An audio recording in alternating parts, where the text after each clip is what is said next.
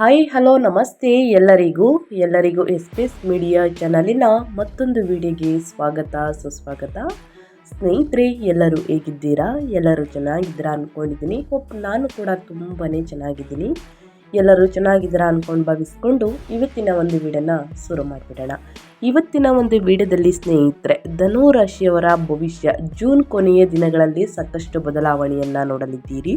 ಅದು ನಿಮ್ಮ ವ್ಯಾಪಾರದಲ್ಲಾಗಬಹುದು, ವ್ಯವಹಾರದಲ್ಲಾಗ್ಬೋದು, ವೃತ್ತಿ ಜೀವನದಲ್ಲಾಗ್ಬೋದು, ನಿಮ್ಮ ಉದ್ಯೋಗದಲ್ಲಾಗ್ಬೋದು. ಏನೆಲ್ಲ ಬದಲಾವಣೆಯನ್ನು ಧನು ರಾಶಿಯವರು ನೋಡಲಿದ್ದೀರಿ, ಯಾವುದರ ಬಗ್ಗೆ ಧನು ರಾಶಿಯವರು ಎಚ್ಚರಿಕೆ ವಹಿಸಬೇಕು ಅನ್ನೋದನ್ನ ಕಂಪ್ಲೀಟಾಗಿ ಇದೇ ವಿಡಿಯೋದಲ್ಲಿ ತಿಳಿಸ್ಕೊಡ್ತೀನಿ. ಇದನ್ನೆಲ್ಲ ಧನು ರಾಶಿಯವರು ತಿಳ್ಕೋಬೇಕು, ಸಣ್ಣ ಪುಟ್ಟ ಪರಿಹಾರಗಳನ್ನೆಲ್ಲ ಮಾಡಬೇಕು ಅಂದರೆ ಎಲ್ಲೂ ಕೂಡ ವಿಡಿಯೋನ ಸ್ಕಿಪ್ ಮಾಡಬಾರ್ದು. ಅಂದರೆ ವಿಡಿಯೋನ ಕಟ್ ಮಾಡಿ ಓಡಿಸ್ಕೊಂಡೋಗಿ ನೋಡ್ತೀರಾ, ಇದು ಫುಲ್ ಇನ್ಫಾರ್ಮೇಷನ್ ಅರ್ಥ ಆಗಲ್ಲ. ಸೊ ಹಾಗಾಗಿ ಎಲ್ಲ ವಿಡಿಯೋದಲ್ಲೂ ತಿಳಿಸ್ತಾ ಇರ್ತೀನಿ. ಮೊದಲಿಂದ ಕೊನೆ ತನಕ ಸಂಪೂರ್ಣವಾಗಿ ವಿಡಿಯೋವನ್ನು ವಾಚ್ ಮಾಡಿ. ವಿಡಿಯೋದಲ್ಲಿ ಒಳ್ಳೆಯ ಮಾಹಿತಿ ಸಿಕ್ಕಿದರೆ ದಯವಿಟ್ಟು ವಿಡಿಯೋಗೆ ಲೈಕ್ ಮಾಡೋದನ್ನ ಮರೆತಿದ್ದೀರಾ, ಲೈಕ್ ಮಾಡಿ. ಇನ್ನೂ ನನ್ನ ಚಾನಲ್ನ ಸಬ್ಸ್ಕ್ರೈಬ್ ಮಾಡ್ಕೊಂಡಿಲ್ಲ ಅಂದರೆ ಎಸ್ ಮೀಡಿಯಾಗೆ ಸಬ್ಸ್ಕ್ರೈಬ್ ಆಗಿ ನಿಮ್ಮ ಅಭಿಪ್ರಾಯಗಳನ್ನು ಕಮೆಂಟ್ ಬಾಕ್ಸಲ್ಲಿ ತಿಳಿಸಬಹುದು. ಯಾರೆಲ್ಲ ಸಬ್ಸ್ಕ್ರೈಬ್ ಮಾಡಿಕೊಂಡು ಪ್ರತಿನಿತ್ಯ ವಿಡಿಯೋ ವಾಚ್ ಮಾಡ್ತಿದ್ದೀರಾ ಅಂಥವರಿಗೆ ಥ್ಯಾಂಕ್ ಯು ಸೋ ಮಚ್ ಅಂತ ಹೇಳ್ತಾ, ಕಮೆಂಟ್ ಬಾಕ್ಸಲ್ಲಿ ಓಂ ನಮಃ ಶಿವಾಯ, ಓಂ ಶ್ರೀ ಮಹಾಲಕ್ಷ್ಮಿ ನಮಃ, ಓಂ ಕುಬೇರರಾಯ ನಮಃ ಅಂತ ಕಮೆಂಟ್ ಮಾಡಿ. ಕುಬೇರನ ಅನುಗ್ರಹದಿಂದ, ಮಹಾಲಕ್ಷ್ಮಿ ದೇವಿಯ ಆಶೀರ್ವಾದದಿಂದ ಸ್ನೇಹಿತರೆ, ಕಷ್ಟಗಳು, ಸಮಸ್ಯೆಗಳು, ಅಡಚಣೆಗಳು ಎಲ್ಲವೂ ಕೂಡ ಸಂಪೂರ್ಣವಾಗಿ ನಿವಾರಣೆಯಾಗಿ ಉನ್ನತ ಆರೋಗ್ಯವನ್ನು ಪಡೆದುಕೊಂಡು ಸುಖ ಸಂಪತ್ತು ಹೆಚ್ಚಳವಾಗಲಿ ಅಂತ ಕೇಳ್ಕೊತಾ ಧನುರಾಶಿಯವರಿಗೆ ವಿಡಿದ ಕಡೆ ಗಮನ ಕೊಟ್ಬಿಡೋಣ. ಈ ಅದೃಷ್ಟ ರಾಶಿ ನಿಮ್ಮ ಕುಟುಂಬದಲ್ಲಿ, ನಿಮ್ಮ ಸ್ನೇಹಿತರಲ್ಲಿ ಅಥವಾ ನಿಮ್ಮ ಹಿತೈಷಿಗಳು ಯಾರೆಲ್ಲ ಹೊಂದಿದ್ದಾರೆ ಅವ್ರಿಗೆ ವಿಡಿಯೋವನ್ನು ಶೇರ್ ಮಾಡಿ. ನಿಮ್ಮ ಕಡೆಯಿಂದ ಅದೃಷ್ಟದ ಭವಿಷ್ಯವನ್ನು ಅವರು ಕೂಡ ತಿಳ್ಕೊಂಡಂಗಾಗುತ್ತೆ. ಓಕೆ, ಧನುರಾಶಿಯವರ ಭವಿಷ್ಯದ ಬಗ್ಗೆ ಹೇಳೋದಾದರೆ, ಧನುರಾಶಿಯವರಿಗೆ ಪ್ರಸ್ತುತ ವರ್ಷವು ಮಿಶ್ರ ಫಲಿತಾಂಶಗಳನ್ನು ಮತ್ತು ಆರ್ಥಿಕ ಏರಿಳಿತಗಳನ್ನು ತರುತ್ತಿದೆ. ನಿಮ್ಮ ರಾಶಿಗೆ 4ನೇ ಮನೆಯಲ್ಲಿ ಅರ್ಧಾಷ್ಟಮ ಶನಿಯ ಪ್ರಭಾವ ಮತ್ತು 3ನೇ ಮನೆಯಲ್ಲಿ ರಾಹು ಸಂಚಾರ ಇರುವುದರಿಂದ ತಾಳ್ಮೆಯಿಂದ ಇರಬೇಕಾಗುತ್ತದೆ ಧನುರಾಶಿಯವರು. ಹಾಗಿದ್ರೆ ಜೂನ್ ಕೊನೆಯ ದಿನಗಳಲ್ಲಿ ಏನೆಲ್ಲ ಬದಲಾವಣೆಗಳನ್ನು ಧನುರಾಶಿಯವರು ನೋಡಲಿದ್ದೀರಿ? ಅವರ ಬಗ್ಗೆ ಹೇಳೋದಾದರೆ ಸಾಕಷ್ಟು ಬದಲಾವಣೆ, ಸಾಕಷ್ಟು ಸಾಫ್ಟ್ ಸ್ವಭಾವ ಅಂತಲೇ ಹೇಳ್ಬೋದು. ಮೃದುವಾದಂತಹ ಸ್ವಭಾವವನ್ನು ಹೊಂದಿರುವಂತಹ ಧನುರಾಶಿಯವರು. ನಿಮ್ಮ ಬಾಣದ ಗುರುತು ಹೇಗಿದೆ ಅದೇ ಥರ ನಿಮ್ಮ ಬುದ್ಧಿ ಕೂಡ ಇದೆ ಸ್ನೇಹಿತರೆ. ಏಕವಾದ ಕೂಡ ಅಂತಾರಲ್ಲ ಸ್ನೇಹಿತರೆ, ಆ ರೀತಿ ಸ್ನೇಹಿತರೆ ಒಂದು ಸಲ ಮಾತನಾಡಿರೋ ಮಾತು ಸ್ನೇಹಿತರೆ ಬಾಣದಂತೆ ಇರುತ್ತದೆ. ಆದರೆ ಧನುರಾಶಿಯವರಿಗೆ ಜೂನ್ ಮಾಸಿಕ ಅಂತಂದರೆ ಈ ತಿಂಗಳ ಕೊನೆಯ ದಿನಗಳಲ್ಲಿ ಧನುರಾಶಿಯವರು ಏನೆಲ್ಲ ಬದಲಾವಣೆಯನ್ನು ನೋಡಲಿದ್ದೀರಿ ಅಂದರೆ, ವಿವಾಹದಲ್ಲಿ ಆದಷ್ಟು ತಾಳ್ಮೆ ಅಗತ್ಯ ಸ್ನೇಹಿತರೆ. ಏಕೆಂದರೆ ಜೂನ್ ತಿಂಗಳಲ್ಲಿ ಸೂರ್ಯನ ಸಂಚಾರವು ಸಂಗಾತಿಯೊಂದಿಗೆ ಸಣ್ಣ ಪುಟ್ಟ ಅಹಂಕಾರದ ಘರ್ಷಣೆಗಳನ್ನು ಹುಟ್ಟುಹಾಕಬಹುದು. ಈ ಹಂತದಲ್ಲಿ ಶಾಂತ ಮತ್ತು ಹೊಂದಾಣಿಕೆಯ ಮನೋಭಾವವನ್ನು ಕಾಪಾಡಿಕೊಳ್ಳುವುದು ಅತ್ಯಗತ್ಯ. ವಿರೋಧಿಗಳ ಮೇಲೆ ಸಂಪೂರ್ಣ ಜಯವನ್ನು ನೋಡಲಿದ್ದೀರಿ. ಏಕೆಂದರೆ ಜೂನ್ 21ರ ನಂತರ 6ನೇ ಮನೆಗೆ ಮಂಗಳನ ಪ್ರವೇಶವು ನಿಮ್ಮಲ್ಲಿ ಅದ್ಭುತ ಧೈರ್ಯವನ್ನು ತುಂಬುತ್ತದೆ. ಕಚೇರಿಯ ರಾಜಕೀಯದಲ್ಲಿ ನೀವು ಮೇಲ್ಗೈ ಸಾಧಿಸುವಿರಿ ಮತ್ತು ಸ್ಪರ್ಧಾತ್ಮಕ ಅಡಚಣೆಗಳನ್ನು ಸಲೀಸಾಗಿ ನಿವಾರಿಸುವಿರಿ ಅಂತಲೇ ಹೇಳ್ಬೋದು. ಹಠಾತ್ ಧನಲಾಭವನ್ನು ನೋಡಲಿದ್ದೀರಿ. 8ನೇ ಮನೆಗೆ ನಿಮ್ಮ ರಾಶಿಯ ಅಧಿಪತಿಯಾಗಿರುವಂತಹ ಗುರುವಿನ ಉಚ್ಚ ಆಗಮನವು ನಿಮ್ಮ ಜೀವನದಲ್ಲಿ ಅನಿರೀಕ್ಷಿತ ಸಂಪತ್ತನ್ನು ತರುತ್ತದೆ. ವಿಮಾ ಹಣ, ಪಿತ್ರಾರ್ಜಿತ ಆಸ್ತಿ ಅಥವಾ ಅನಿರೀಕ್ಷಿತ ಆದಾಯವನ್ನು ಪಡೆಯುವಂತಹ ಅತ್ಯುತ್ತಮ ಅವಕಾಶ ನಿಮ್ಮದಾಗಲಿದೆ ಅಂತಲೇ ಹೇಳ್ಬೋದು. ಹಾಗಿದ್ರೆ ಒಟ್ಟಾರೆಯಾಗಿ ಹೇಳಬೇಕು ಅಂದರೆ ಈ ಕೊನೆಯ ದಿನಗಳಲ್ಲಿ, ಜೂನ್ ಕೊನೆಯ ದಿನಗಳಲ್ಲಿ ಧನುರಾಶಿಯವರಿಗೆ ಪರಭವ ನಾಮ ಸಂವತ್ಸರದ ಜೂನ್ 2026 25ನೇ ತಾರೀಕಿಂದ ಅತ್ಯಂತ ವಿಶಿಷ್ಟ ಮತ್ತು ಲಾಭದಾಯಕ ತಿಂಗಳಾಗಿ ತೆರೆದುಕೊಳ್ಳುತ್ತದೆ. ಸಾಮಾನ್ಯ ಜ್ಯೋತಿಷ್ಯದ ಗ್ರಂಥಗಳು 8ನೇ ಮನೆಯ ಸಂಚಾರವನ್ನು ಸವಾಲುಗಳೊಂದಿಗೆ ಸಂಯೋಜಿತವಾಗಿದ್ದರೆ, ನಿಮ್ಮ ರಾಶಿಯ ಅಧಿಪತಿಯಾಗಿರುವಂತಹ ಗುರುವು ತನ್ನ ಉಚ್ಚ ಸ್ಥಾನವನ್ನು ಪಡೆಯಲು 8ನೇ ಮನೆಗೆ ಕರ್ಕಟಕ್ಕೆ ಪ್ರವೇಶಿಸುವುದು ಅದ್ಭುತ ತಿರುವನ್ನು ನೀಡುತ್ತದೆ. ಈ ಗ್ರಹಗತಿಯು ನಿಮ್ಮ ಒಟ್ಟಾರೆ ಆಯುಷ್ಯವನ್ನು ಹೆಚ್ಚಿಸುತ್ತದೆ, ಗುಪ್ತ ಶತ್ರುಗಳನ್ನು ತಟಸ್ಥಗೊಳಿಸುತ್ತದೆ ಮತ್ತು ಭವ್ಯವಾದಂತಹ ಅನಿರೀಕ್ಷಿತ ಆರ್ಥಿಕ ಲಾಭಗಳನ್ನು ಪ್ರಚೋದಿಸುತ್ತದೆ. ಈ ರಕ್ಷಣಾತ್ಮಕ ಶಕ್ತಿಗೆ ಪೂರಕವಾಗಿ ತಿಂಗಳ ಕೊನೆಯಲ್ಲಿ ಮಂಗಳನು ನಿಮ್ಮ 6ನೇ ಮನೆಗೆ ಪ್ರವೇಶಿಸಿ ನಿಮ್ಮಲ್ಲಿ ನಿರಂತರ ಹೋರಾಟದ ಮನೋಭಾವವನ್ನು ಹುಟ್ಟು ಹಾಕಲಿದ್ದಾರೆ. ವೈಯಕ್ತಿಕ ಸಂಬಂಧಗಳಲ್ಲಿ ಅಳೆದು ತೂಗುವಂತಹ ವಿಧಾನವನ್ನು ಕಾಯ್ದುಕೊಳ್ಳುವ ಮೂಲಕ ಈ ತಿಂಗಳನ್ನು ನೀವು ಅಸಾಧಾರಣ ಲಾಭದಾಯಕ ಹಂತವನ್ನಾಗಿ ಪರಿವರ್ತಿಸಬಹುದು. ನಿಮ್ಮ ರಾಶಿಯ ಅಧಿಪತಿಯಾಗಿರುವಂತಹ ಗುರು ಅಂದರೆ ನಿಮ್ಮ ಲಗ್ನಾಧಿಪತಿಯಾಗಿರುವಂತಹ ಗುರು 1-4ನೇ ಮನೆಯಲ್ಲಿ ಸಂಚಾರವನ್ನು ಮಾಡುತ್ತಿದೆ. 8ನೇ ಮನೆಯಲ್ಲಿ ಉಚ್ಚ ಸ್ಥಿತಿಯಲ್ಲಿ ಸಂಚಾರವನ್ನು ಮಾಡುತ್ತಾ 8ನೇ ಮನೆಯಲ್ಲಿ ಉಚ್ಚ ರಾಶಿಯ ಅಧಿಪತಿಯಾಗಿರುವಂತಹ ಗುರು ದೀರ್ಘ ಆಯುಷು, ಹಠಾತ್ ಧನಲಾಭ ಮತ್ತು ಆಳವಾದ ಸಂಶೋಧನೆಯಲ್ಲಿ ಭಾರಿ ಯಶಸ್ಸನ್ನು ಕರುಣಿಸಲಿದ್ದಾರೆ. ವಿರೋಧಿಗಳ ಮೇಲೆ ವಿಜಯವನ್ನು ನೋಡಲಿದ್ದೀರಿ. ಅನಂತರ ಪಾಲುದಾರರೊಂದಿಗೆ ಅಹಂಕಾರದ ಘರ್ಷಣೆಗಳು ಮತ್ತು ಅಧಿಕೃತ ಪ್ರಯಾಣಗಳನ್ನು ಆಹ್ವಾನಿಸುತ್ತಾರೆ ಸ್ನೇಹಿತರೆ. ಮಕ್ಕಳ ಪ್ರಗತಿಗೆ ಸಹಾಯ. ನಂತರ ಸ್ನೇಹಿತರೆ ಸಾಟಿ ಇಲ್ಲದ ಪರಾಕ್ರಮ ಮತ್ತು ಸ್ಪರ್ಧೆಗಳಲ್ಲಿ ವಿಜಯವನ್ನು ನೀಡುತ್ತಾರೆ. ಉಚ್ಚ ಗುರುವಿನೊಂದಿಗೆ ಸೇರಲು ಸ್ನೇಹಿತರೆ ಸಾಕಷ್ಟು ಬದಲಾವಣೆಗಳನ್ನು ನೋಡಲಿದ್ದೀರಿ. ಗುಪ್ತ ಆರ್ಥಿಕ ಅರಿವನ್ನು ಪ್ರಚೋದಿಸಬಹುದು. ನಿಮ್ಮ ವ್ಯಾಪಾರ ವಿಸ್ತರಣೆ. ಅನಂತರ ಮನೆಯಲ್ಲಿ ಗುರು ಶುಕ್ರರೊಂದಿಗೆ ವಿಲೀನಗೊಂಡು ಅತ್ಯಂತ ವಿಶ್ಲೇಷಣಾತ್ಮಕ ನಿರ್ಧಾರಗಳನ್ನು ತರುತ್ತಾರೆ ಅಂತಲೇ ಹೇಳಬಹುದು. ಇನ್ನು ಶನಿ ಬಗ್ಗೆ ಹೇಳೋದಾದರೆ 2-3ನೇ ಅಧಿಪತಿಯಾಗಿರುವಂತಹ ಶನಿ 4ನೇ ಮನೆಯಲ್ಲಿ ಮೀನರಾಶಿಯಲ್ಲಿ ಯಥಾಸ್ಥಿತಿಯಲ್ಲಿ ಈ ತಿಂಗಳು ಸಂಚಾರವನ್ನು ಮಾಡುವ ಕಾರಣ ಅರ್ಧಷ್ಟಮ ಶನಿಯ ಸಂಚಾರ ಮುಂದುವರಿಯುತ್ತದೆ. ಭಾರಿ ಕೌಟುಂಬಿಕ ಕರ್ತವ್ಯಗಳನ್ನು ಪರಿಚಯಿಸುತ್ತಾರೆ. ತಾಯಿಯ ಆರೋಗ್ಯದ ಬಗ್ಗೆ ಕಾಳಜಿ ವಹಿಸುವಂತೆ ಸೂಚಿಸುತ್ತಾರೆ. ರಿಯಲ್ ಎಸ್ಟೇಟ್ ವ್ಯವಹಾರಗಳಲ್ಲಿ ಎಚ್ಚರಿಕೆಯ ಹೆಜ್ಜೆಗಳನ್ನು ಬಯಸಲಿದ್ದಾರೆ. ಗ್ರಹಗಳ ಸಂಚಾರ ಮತ್ತು ಗ್ರಹಗಳ ಸ್ಥಾನ ಬದಲಾವಣೆಯಿಂದ ಧನುರಾಶಿಯವರು ಏನೆಲ್ಲ ಬದಲಾವಣೆಯನ್ನು ನೋಡಲಿದ್ದೀರಿ ಅನ್ನೋದನ್ನ ತಿಳಿಸ್ಕೊಟ್ಟಾಯಿತು. ಇನ್ನು ನಿಮ್ಮ ವೃತ್ತಿ ಬಗ್ಗೆ ಹೇಳೋದಾದರೆ ಉದ್ಯೋಗಿಗಳಿಗೆ ಈ ತಿಂಗಳು ಅಸಾಧಾರಣ ಪ್ರಗತಿಯನ್ನು ಕಾಯ್ದುಕೊಳ್ಳುತ್ತದೆ ಸ್ನೇಹಿತರೆ. ನಿಮ್ಮ 10ನೇ ಅಧಿಪತಿಯಾದಂತಹ ಬುಧನು ಜೂನ್ ಕೊನೆಯ ದಿನಗಳಲ್ಲಿ 7ನೇ ಮನೆಯಲ್ಲಿ ತನ್ನದೇ ಆದಂತಹ ರಾಶಿಯನ್ನು ಆಕ್ರಮಿಸಿಕೊಂಡಿರುವುದರಿಂದ ನಿಮ್ಮ ಕಾರ್ಪೊರೇಟ್ ಪರಿಕಲ್ಪನೆಗಳು ಮತ್ತು ಕಾರ್ಯತಂತ್ರದ ಒಳಹರಿವು ಕೆಲಸದ ಸ್ಥಳದಲ್ಲಿ ಹೆಚ್ಚಿನ ಮೆಚ್ಚುಗೆಯನ್ನು ಗಳಿಸುತ್ತದೆ. ಇದಲ್ಲದೆ ಶತ್ರು ಸ್ಥಾನವಾದಂತಹ 6ನೇ ಮನೆಗೆ ಮಂಗಳನ ಪ್ರವೇಶವು ಅಂತಿಮ ಗುರಾಣಿಯಂತೆ ಕಾರ್ಯನಿರ್ವಹಿಸುತ್ತದೆ. ನಿಮ್ಮ ಪ್ರಯತ್ನಗಳನ್ನು ಹಾಳು ಮಾಡಲು ಪ್ರಯತ್ನಿಸುವವರು ಹಿಂದೆ ಸರಿಯುತ್ತಾರೆ ಅಂತಲೇ ಹೇಳಬಹುದು ಅಥವಾ ಕಾರ್ಪೊರೇಟ್ ವಲಯದಿಂದ ನಿರ್ಗಮಿಸುತ್ತಾರೆ. ನೀವು ವೃತ್ತಿ, ಬಡ್ತಿ ಅಥವಾ ಅಪೇಕ್ಷಿತ ವರ್ಗಾವಣೆಯನ್ನು ನಿರೀಕ್ಷಿಸುತ್ತಿದ್ದರೆ ತಿಂಗಳ ಅಂತ್ಯದ ವೇಳೆಗೆ ಸಕಾರಾತ್ಮಕ ಸುದ್ದಿ ಯಶಸ್ವಿಯಾಗಿ ಹೊರಹೊಮ್ಮುತ್ತದೆ. ಮಾಹಿತಿ ತಂತ್ರಜ್ಞಾನ, ಡೇಟಾ ಅನಾಲಿಟಿಕ್ಸ್ ಅಥವಾ ಕಾರ್ಪೊರೇಟ್ ಸಂಶೋಧನೆಯಲ್ಲಿ ಕಾರ್ಯನಿರ್ವಹಿಸುತ್ತಿರುವಂತಹ ವೃತ್ತಿಪರರಿಗೆ 8ನೇ ಮನೆಯಲ್ಲಿ ಗುರುವು ಪ್ರಮುಖ ಆವಿಷ್ಕಾರಗಳಿಗೆ ಮತ್ತು ವ್ಯಾಪಕ ವೃತ್ತಿಪರ ಮನ್ನಣೆಗೆ ಬಾಗಿಲು ತೆರೆಯುತ್ತಾರೆ. ಅದೇ ರೀತಿ ನಿಮ್ಮ ವ್ಯಾಪಾರ ಮತ್ತು ಸ್ವಯಂ ಉದ್ಯೋಗದ ಬಗ್ಗೆ ಹೇಳೋದಾದರೆ ಸ್ವತಂತ್ರ ವ್ಯಾಪಾರಸ್ಥರಿಗೆ ತಿಂಗಳ ದ್ವಿತೀಯಾರ್ಧವು ಹೆಚ್ಚು ಅನುಕೂಲಕರವಾಗಿರುತ್ತದೆ. 7ನೇ ಅಧಿಪತಿಯಾದ ಬುಧನು ತನ್ನದೇ ಆದ ಮನೆಯಲ್ಲಿ ಸಂಚರಿಸುತ್ತಿರುವುದರಿಂದ ನಿಮ್ಮ ವಾಣಿಜ್ಯ ಹೆಜ್ಜೆ ಗುರುತನ್ನು ವಿಸ್ತರಿಸಲು ಮತ್ತು ಲಾಭದಾಯಕ ಹೊಸ ಪಾಲುದಾರಿಕೆಗಳನ್ನು ಸ್ಥಾಪಿಸಲು ಸಾಕಷ್ಟು ಅವಕಾಶಗಳು ಲಭ್ಯವಾಗುತ್ತವೆ ಸ್ನೇಹಿತರೆ. ಹಣಕಾಸು ವಲಯಗಳನ್ನು ನಿರ್ವಹಿಸುವವರು ಗ್ರಾಹಕರಿಂದ ಅತ್ಯುತ್ತಮ ಪ್ರತಿಕ್ರಿಯೆಯನ್ನು ಪಡೆಯುತ್ತಾರೆ.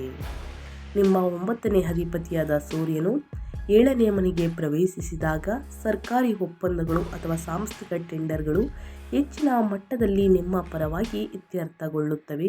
ಆದಾಗ್ಯೂ ಲಾಭವು ಸುಗಮವಾಗಿ ಹರಿಯಲು ನಿಮ್ಮ ಸಹವರ್ತಿಗಳೊಂದಿಗಿನ ವಾಣಿಜ್ಯ ಮಾತುಕತೆಗಳ ಸಮಯದಲ್ಲಿ ನೀವು ಅತಿಯಾದ ದರ್ಪದ ನಿಲುವನ್ನು ಪ್ರದರ್ಶಿಸದಂತೆ ನೋಡಿಕೊಳ್ಬೇಕಾಗುತ್ತದೆ.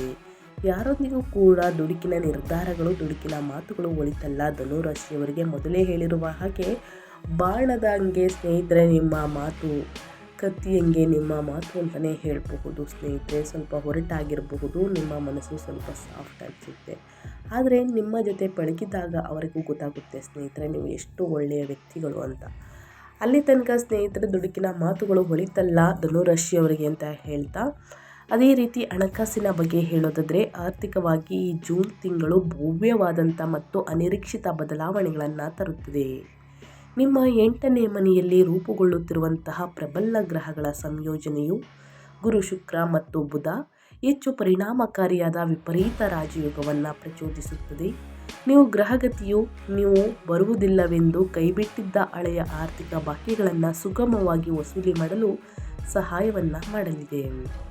ವಿಮಾ ಪಾಲಿಸಿಗಳು, ಪಿತ್ರಾರ್ಜಿತ ಆಸ್ತಿಗಳು ಅಥವಾ ಹೂಡಿಕೆಯ ಮೆಜಾರಿಟಿ ಮೂಲಕ ನೀವು ಗಣನೀಯ ಆರ್ಥಿಕ ಲಾಭಗಳನ್ನು ಪಡೆಯುತ್ತೀರಿ. 4ನೇ ಮನೆಯಲ್ಲಿ ಶನಿ ಇರುವುದರಿಂದ ಈ ನಗದು ಹಣವನ್ನು ರಿಯಲ್ ಎಸ್ಟೇಟ್ ಅಥವಾ ಆಸ್ತಿಯಂತಹ ದೀರ್ಘಕಾಲೀನ ಸ್ವತ್ತುಗಳಾಗಿ ಪರಿವರ್ತಿಸುವತ್ತ ನೀವು ಸಹಜವಾಗಿ ಒಲವನ್ನು ತೋರುತ್ತೀರಿ. ಇದು ನಿಮ್ಮ ಭವಿಷ್ಯದ ಭದ್ರತೆಗೆ ಅತ್ಯುತ್ತಮ ಹೆಜ್ಜೆಯಾಗಿದೆ ಅಂತಲೇ ಹೇಳಬಹುದು. ಏನೆಲ್ಲ ಬದಲಾವಣೆಯನ್ನು ನಿಮ್ಮ ಹಣಕಾಸಿನ ವಿಚಾರದಲ್ಲಿ ನೋಡಲಿದ್ದೀರಿ ಅಂತ ಧನುರಾಶಿ ಬಗ್ಗೆ ಕಂಪ್ಲೀಟಾಗಿ ತಿಳಿಸ್ಕೊಟ್ಟಿದ್ದೀನಿ. ಇನ್ನು ನಿಮ್ಮ ಹೆಲ್ತ್ ಬಗ್ಗೆ ಹೇಳೋದಾದರೆ ಸ್ನೇಹಿತರೆ, ನಿಮ್ಮ ಆರೋಗ್ಯ ಮತ್ತು ಯೋಗಕ್ಷೇಮದ ಬಗ್ಗೆ ಹೇಳೋದಾದರೆ ಯಾವುದರ ಬಗ್ಗೆ ಮುನ್ನೆಚ್ಚರಿಕೆಗಳನ್ನು ತೆಗೆದುಕೊಳ್ಬೇಕು ಅಂತ ನೋಡೋದಾದರೆ, ನಿಮ್ಮ ರಾಶಿಯ ಅಧಿಪತಿಯಾಗಿರುವ ಗುರುವು 8ನೇ ಮನೆಯಲ್ಲಿ ಉಚ್ಚ ಸ್ಥಿತಿಯಲ್ಲಿ ನೆಲೆಸಿರುವುದು ಶಕ್ತಿಯುತವಾದಂತಹ ಜೀವದಾಯಕ ಕವಚವಾಗಿ ಕಾರ್ಯನಿರ್ವಹಿಸುತ್ತದೆ. ದೀರ್ಘಕಾಲದ ದೈಹಿಕ ಸಮಸ್ಯೆಗಳು ಈ ಅವಧಿಯಲ್ಲಿ ಗುಣಮುಖವಾಗಲು ಪ್ರಾರಂಭಿಸುತ್ತವೆ. ಇದು ನಿಮ್ಮ ಆಯುಸ್ಸನ್ನು ಸ್ಪಷ್ಟವಾಗಿ ಹೆಚ್ಚಿಸುತ್ತದೆ. ಪ್ರತಿದಿನ ಲಘು ವ್ಯಾಯಾಮವನ್ನು ಮಾಡಬೇಕಾಗುತ್ತದೆ ಸ್ನೇಹಿತರೆ, ಯಾಕಂದರೆ 7ನೇ ಮನೆಗೆ ಸೂರ್ಯನ ಪ್ರವೇಶವು ನಿಮ್ಮ ದೇಹದ ಉಷ್ಣತೆಯನ್ನು ಹೆಚ್ಚಿಸಬಹುದು. ಇದರ ಜೊತೆಗೆ 6ನೇ ಮನೆಗೆ ಮಂಗಳನ ಪ್ರವೇಶವು ಭಾರಿ ಕೆಲಸದ ಹೊರೆಯಿಂದಾಗಿ ನಿಮ್ಮ ದೈಹಿಕ ಆಯಾಸವನ್ನು ಹೆಚ್ಚಿಸುತ್ತದೆ. ಸಮಯಕ್ಕೆ ಸರಿಯಾಗಿ ವಿಶ್ರಾಂತಿ ಪಡೆಯಲು ವಿಫಲವಾದರೆ ತಾತ್ಕಾಲಿಕ ಕಣ್ಣಿನ ಆಯಾಸ ಅಥವಾ ನರಗಳ ಒತ್ತಡಕ್ಕೆ ಕಾರಣವಾಗಬಹುದು. ಸೊ ಹಾಗಾಗಿ ಒಂದಷ್ಟು ವಿಶ್ರಾಂತಿಯನ್ನು ಪಡೆಯಿರಿ. ಪ್ರತಿದಿನ ಧ್ಯಾನ ಮತ್ತು ಯೋಗಕ್ಕೆ ಸ್ನೇಹಿತರೆ, ವ್ಯಾಯಾಮಕ್ಕೆ ಸಮಯ ಮೀಸಲಿಡುವುದು 8ನೇ ಮನೆಯ ಗ್ರಹಗಳ ನಿಮ್ಮೊಳಗೆ ಆಳವಾದಂತಹ ಸಕಾರಾತ್ಮಕ ಆಧ್ಯಾತ್ಮಿಕ ಶಕ್ತಿಗಳನ್ನು ಜಾಗೃತಗೊಳಿಸಲು ಅನುವು ಮಾಡಿಕೊಡುತ್ತದೆ. ಪ್ರತಿದಿನ ಯೋಗ, ಧ್ಯಾನ, ಮೆಡಿಟೇಷನನ್ನು ಮಾಡಿ ವಿಶ್ರಾಂತಿಯನ್ನು ಪಡೆಯಲು ವಿಫಲವಾದರೆ ತಾತ್ಕಾಲಿಕ ಕಣ್ಣಿನ ಆಯಾಸ ಉಂಟಾಗಬಹುದು. ಸೊ ಹಾಗಾಗಿ ಪ್ರತಿದಿನ ಸ್ವಲ್ಪ ಒಂದು ಅರ್ಧ ಗಂಟೆ 1 ಗಂಟೆಗಳ ಕಾಲ ವಿಶ್ರಾಂತಿಯನ್ನು ಪಡೆಯುವುದು ಬಹಳ ಮುಖ್ಯ ಧನುರಾಶಿಯವರು. ಇನ್ನು ಕುಟುಂಬ, ವೈಯಕ್ತಿಕ ಜೀವನದ ಬಗ್ಗೆ ಹೇಳೋದಾದರೆ, ಕೌಟುಂಬಿಕ ವ್ಯವಹಾರಗಳಲ್ಲಿ ನಿಮ್ಮ 4ನೇ ಮನೆಯ ಶನಿಯ ಉಪಸ್ಥಿತಿಯು ನೀವು ಗಮನಾರ್ಹ ಕೌಟುಂಬಿಕ ಕರ್ತವ್ಯಗಳನ್ನು ಹೊರಬೇಕಾಗುತ್ತದೆ ಸ್ನೇಹಿತರೆ ಎಂಬುದನ್ನು ಗ್ರಹಗಳು ಸೂಚಿಸಲಿದೆ ಅಂತಲೇ ಹೇಳಬಹುದು. ನಿಮ್ಮ ತಾಯಿಯ ಆರೋಗ್ಯದ ಬಗ್ಗೆ ವಾಡಿಕೆಯ ಗಮನ ಹರಿಸುವುದು ಜಾಣತನ. ವೈವಾಹಿಕ ಕ್ಷೇತ್ರವು ಈ ತಿಂಗಳು ಪ್ರಜ್ಞಾಪೂರ್ವಕ ಹೊಂದಾಣಿಕೆಗಳನ್ನು ಬಯಸುತ್ತದೆ. ಸೂರ್ಯನು ನಿಮ್ಮ 7ನೇ ಮನೆಗೆ ಪ್ರವೇಶಿಸಿದ ನಂತರ ನಿಮ್ಮ ಸಂಗಾತಿಯ ನಡವಳಿಕೆಯಲ್ಲಿ ಅಧಿಕಾರಯುತ ಅಥವಾ ಹಠಮಾರಿ ವರ್ತನೆ ಕಂಡುಬರಬಹುದು. ಸಣ್ಣ ಪುಟ್ಟ ಮನೆಯ ಚರ್ಚೆಗಳು ತೀವ್ರವಾದಂತಹ ಅಹಂಕಾರದ ಘರ್ಷಣೆಗಳಿಗಾಗಿ ಬದಲಾಗುವುದನ್ನು ತಡೆಯಲು ನೀವು ಹೊಂದಾಣಿಕೆಯ ಮತ್ತು ತಾಳ್ಮೆಯ ನಿಲುವನ್ನು ಕಾಪಾಡಿಕೊಳ್ಳುವುದು ಸೂಕ್ತವಾಗಿರುತ್ತದೆ. ವಿವಾಹ ಸಂಬಂಧಗಳನ್ನು ಹುಡುಕುತ್ತಿರುವವರಿಗೆ 8ನೇ ಮನೆಯಲ್ಲಿ ಗುರುವಿನ ಉಪಸ್ಥಿತಿಯು ಸಣ್ಣ ಪುಟ್ಟ ವಿಳಂಬಗಳನ್ನು ತರಬಹುದಾದರೂ ಅದು ಅಂತಿಮವಾಗಿ ಅತ್ಯಂತ ಸ್ಥಿರವಾದ ಮತ್ತು ಉತ್ತಮ ಸಂಬಂಧವನ್ನು ತಂದುಕೊಡುತ್ತದೆ. ಪ್ರತಿದಿನ ಸ್ನೇಹಿತರೆ ಸಾಕಷ್ಟು ಸಮಸ್ಯೆಗಳು ಎದುರಾಗಲಿದೆ, ಆದರೆ ಯಾವ ರೀತಿ ನಾವು ಅದನ್ನು ಬಗೆಹರಿಸ್ಕೊಳ್ತೀವಿ ಅನ್ನೋದು ಬಹಳ ಮುಖ್ಯ. ಇನ್ನು ನಿಂತು ಹೋಗಿದ್ದಂತಹ ಅಡಚಣೆಗಳಿಂದ ಶುಭ ಕಾರ್ಯಗಳು ಮತ್ತೆ ಪ್ರಾರಂಭಗೊಳ್ಳಲಿದೆ. ಸಂತಾನ ಭಾಗ್ಯದ ಶುಭವಾರ್ತೆಯನ್ನು ಕೇಳಲಿದ್ದೀರಿ. ವೈವಾಹಿಕ ಜೀವನದಲ್ಲೂ ಕೂಡ ಸಾಕಷ್ಟು ಸಾಮರಸ್ಯ ಉಂಟಾಗಲಿದೆ. ದುಡುಕಿನ ಮಾತುಗಳನ್ನು ಆಡಬೇಡಿ. ಹೊಂದಾಣಿಕೆ ಅನ್ನೋದು ಬಹಳ ಮುಖ್ಯ ಅಂತ ಹೇಳ್ತಾ ಮದುವೆ ಯೋಗ ಕೂಡ ಇದೆ. ಒಟ್ಟಾರೆಯಾಗಿ ಏನೆಲ್ಲ ಬದಲಾವಣೆಯನ್ನು ನೋಡಲಿದ್ದೀರಿ, ಯಾವುದರ ಬಗ್ಗೆ ಎಚ್ಚರಿಕೆ ವಹಿಸಬೇಕು ಅನ್ನೋದನ್ನ ಕಂಪ್ಲೀಟಾಗಿ ತಿಳಿಸ್ಕೊಟ್ಟಿದ್ದೀನಿ ಸ್ನೇಹಿತರೆ. ಇನ್ನು ವಿದ್ಯಾರ್ಥಿಗಳ ಬಗ್ಗೆ ಹೇಳೋದಾದರೆ, ವಿದ್ಯಾರ್ಥಿಗಳಿಗೆ ವಿಶೇಷವಾಗಿ ವೈದ್ಯಕೀಯ ಸ್ಟ್ರೀಮ್ಗಳು, ಪುರಾತತ್ವ ಸಂಶೋಧನೆ, ಐತಿಹಾಸಿಕ ವಿಶ್ಲೇಷಣೆ ಅಥವಾ ಆಳವಾದಂತಹ ತಾಂತ್ರಿಕ ಕ್ಷೇತ್ರಗಳನ್ನು ಅನುಸರಿಸುವವರಿಗೆ 8ನೇ ಮನೆಯಲ್ಲಿರುವ ಉಚ್ಚ ಗುರುವು ಅದ್ಭುತ ಒಳನೋಟಗಳನ್ನು ತೆರೆಯುತ್ತಾನೆ. ಸಂಕೀರ್ಣ ವಿಷಯಗಳ ಮೇಲೆ ನೀವು ಆಳವಾದಂತಹ ಹಿಡಿತವನ್ನು ಸಾಧಿಸುವಿರಿ. ಜೂನ್ ತಿಂಗಳ ಕೊನೆಯ ದಿನಗಳಲ್ಲಿ 6ನೇ ಮನೆಯಲ್ಲಿ ಮಂಗಳನ ಸಂಚಾರದಿಂದಾಗಿ ಪ್ರತಿಷ್ಠಿತ ಸಂಸ್ಥೆಗಳು, ಸೀಟುಗಳಿಗಾಗಿ ಅಥವಾ ಸರ್ಕಾರಿ ಉದ್ಯೋಗಿಗಳಿಗಾಗಿ ಸ್ಪರ್ಧಾತ್ಮಕ ಪರೀಕ್ಷೆಗಳನ್ನು ಬರೆಯುವ ಅಭ್ಯರ್ಥಿಗಳು ಸಂಪೂರ್ಣ ವಿಜಯಶಾಲಿಯಾಗುತ್ತಾರೆ. ಒಟ್ಟಾರೆಯಾಗಿ ಏನೆಲ್ಲ ಬದಲಾವಣೆಯನ್ನು ವಿದ್ಯಾರ್ಥಿಗಳು ಅಂದರೆ ಧನುರಾಶಿಯ ವಿದ್ಯಾರ್ಥಿಗಳು ನೋಡಲಿದ್ದೀರಿ, ಯಾವುದರ ಬಗ್ಗೆ ಎಚ್ಚರಿಕೆ ವಹಿಸಬೇಕು ಅನ್ನೋದನ್ನ ಕಂಪ್ಲೀಟಾಗಿ ತಿಳಿಸ್ಕೊಟ್ಟಿದ್ದೀನಿ ಸ್ನೇಹಿತರೆ. ಅದೇ ರೀತಿ ಏನೆಲ್ಲ ಪರಿಹಾರಗಳನ್ನು ಅನುಸರಿಸಬೇಕು ಅನ್ನೋದನ್ನ ನೋಡ್ತಾ ಹೋಗೋಣ. ಈ ಸಣ್ಣ ಪುಟ್ಟ ಪರಿಹಾರದಿಂದಲೇ ದೊಡ್ಡ ಸಮಸ್ಯೆಗಳೆಲ್ಲವೂ ನಿವಾರಣೆಯಾಗಲಿದೆ. ಅರ್ಧಷ್ಟಮ ಶನಿಯ ಕೌಟುಂಬಿಕ ಕರ್ತವ್ಯಗಳನ್ನು ಸರಾಗಗೊಳಿಸಲು ಮತ್ತು ನಿಮ್ಮ ಉಚ್ಚ ರಾಶಿಯ ಅಧಿಪತಿಯಾಗಿರುವಂತಹ ಅದ್ಭುತ ಪ್ರತಿಫಲಗಳನ್ನು ಸಂಪೂರ್ಣವಾಗಿ ಪಡೆಯಲು ನಾನು ಹೇಳುವಂತಹ ಪರಿಹಾರಗಳನ್ನು ತಪ್ಪದೇ ಮಾಡಿ. ಶನಿ ಪರಿಹಾರ. 4ನೇ ಮನೆಯ ಶನಿಯಿಂದ ಉದ್ಭವಿಸುವಂತಹ ಕೌಟುಂಬಿಕ ಆತಂಕಗಳನ್ನು ಎದುರಿಸಲು ಶನಿವಾರದಂದು ಶಿವನ ದೇವಸ್ಥಾನದಲ್ಲಿ ನೀರು ಅಥವಾ ಹಾಲಿನ ಅಭಿಷೇಕ ಮಾಡಿ ಮತ್ತು ನಿಮ್ಮ ಹಿರಿಯರ ಆಶೀರ್ವಾದವನ್ನು ಪಡೆಯಿರಿ. ಸೂರ್ಯನ ಆರಾಧನೆ. ಜೂನ್ ತಿಂಗಳ ಕೊನೆಯ ದಿನಗಳಲ್ಲಿ ಸ್ನೇಹಿತರೆ 7ನೇ ಮನೆಗೆ ಸೂರ್ಯನು ಪ್ರವೇಶಿಸಿದಾಗ ನಿಮ್ಮ ವೈವಾಹಿಕ ಜೀವನದಲ್ಲಿ ಉಂಟಾಗುವಂತಹ ಮಾತಿನ ಚಕಮಕಿ ಅಥವಾ ಅಹಂಕಾರದ ಘರ್ಷಣೆಯನ್ನು ಸಮನಗೊಳಿಸಲು ಮುಂಜಾನೆ ಸೂರ್ಯ ನಮಸ್ಕಾರವನ್ನು ಅಭ್ಯಾಸ ಮಾಡಿ ಅಥವಾ ಆದಿತ್ಯ ಹೃದಯ ಸ್ತೋತ್ರವನ್ನು ಪಠಿಸಿ. ಇನ್ನು ದಕ್ಷಿಣಾಮೂರ್ತಿ ಸ್ತೋತ್ರ. ನಿಮ್ಮ ಉಚ್ಚ ರಾಶಿಯ ಅಧಿಪತಿಯ ಮೂಲಕ ಲಭ್ಯವಿರುವಂತಹ ಬೃಹತ್ ಅರಿವನ್ನು ಸಂಪೂರ್ಣವಾಗಿ ರಕ್ಷಿಸಲು ಗುರುವಾರದಂದು ಹಳದಿ ವಸ್ತ್ರವನ್ನು ಧರಿಸಿ ಮತ್ತು ಶ್ರೀ ದಕ್ಷಿಣಾಮೂರ್ತಿ ಸ್ತೋತ್ರವನ್ನು ಪಠಿಸಿ. ಈ ಸಣ್ಣ ಪುಟ್ಟ ಪರಿಹಾರದಿಂದಲೇ ದೊಡ್ಡ ಸಮಸ್ಯೆಗಳೇ ನಿವಾರಣೆಯಾಗಲಿದೆ. ಹಾಗಾಗಿ ಸ್ನೇಹಿತರೆ ತಪ್ಪದೇ ಈ ಸಣ್ಣ ಪುಟ್ಟ ಪರಿಹಾರಗಳನ್ನು ಮಾಡಿ ಅಂತ ಹೇಳ್ತಾ ನಾನು ವಿಡಿಯೋವನ್ನು ಎಂಡ್ ಮಾಡ್ತಾ ಇದ್ದೀನಿ. ದಯವಿಟ್ಟು ಧನುರಾಶಿಯವರಿಗೆ ಇವತ್ತಿನ ಒಂದು ವಿಡಿಯೋದಲ್ಲಿ ಸಂಪೂರ್ಣ ಮಾಹಿತಿ ಸಿಕ್ಕಿದ್ದಲ್ಲಿ, ಈ ವಿಡಿಯೋ ಯೂಸ್ಫುಲ್ ಅನಿಸಿದ್ದಲ್ಲಿ ವಿಡಿಯೋಗೆ ಲೈಕ್ ಮಾಡೋದನ್ನ ಮರ್ತಿದ್ರೆ ಲೈಕ್ ಮಾಡಿ. ಇನ್ನೂ ನನ್ನ ಚಾನಲ್ನ ಸಬ್ಸ್ಕ್ರೈಬ್ ಮಾಡ್ಕೊಂಡಿಲ್ಲ ಅಂದರೆ SPS ಮೀಡಿಯಾಗೆ ಸಬ್ಸ್ಕ್ರೈಬ್ ಆಗಿ ನಿಮ್ಮ ಅಭಿಪ್ರಾಯಗಳನ್ನು ಕಮೆಂಟ್ ಬಾಕ್ಸಲ್ಲಿ ತಿಳಿಸಬಹುದು.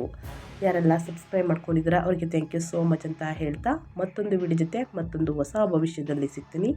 Thank you for watching.